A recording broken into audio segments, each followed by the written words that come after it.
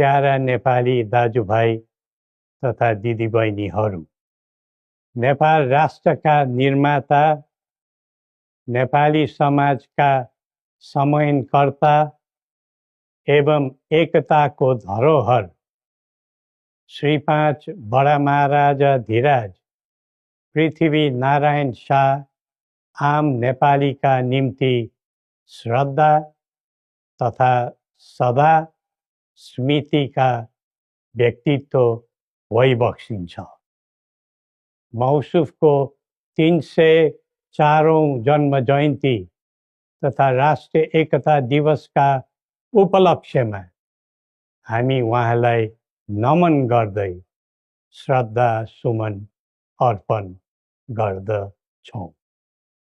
जस्तोसुकै शक्तिसँग पनि सङ्घर्ष गरेर राष्ट्र एकीकरणमा सबै जात, सबै धर्म र सबै क्षेत्रका नेपालीको सक्रिय, सबल र सफल नेतृत्व गरेको शाहवंशीय राज संस्थाको इतिहास सबैका सामु छर्लङ्ग छ।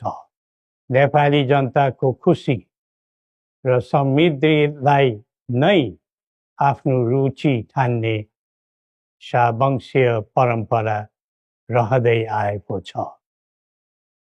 बडा महाराज धीराजको मार्ग निर्देशनको परिधिमा रही हामीले नेपाली जनको एकता र वृद्धिमा जोड दिँदै आएका थियौँ र छौँ। तर कालान्तरमा कतैबाट उत्पन्न अवाञ्छित भ्रमको चपेटामा देश पर्यो।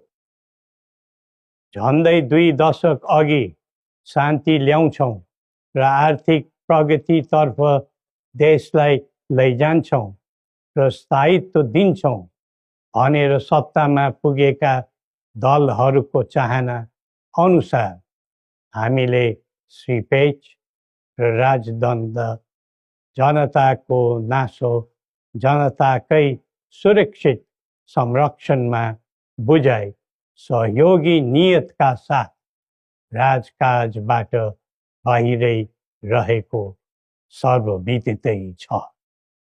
यो दायित्वबाट पलायन वा निषेधित राजनीतिका निम्ति कमजोरीको अनुमोदन थिएन, न त यो भावना आम जनतामा नै थियो।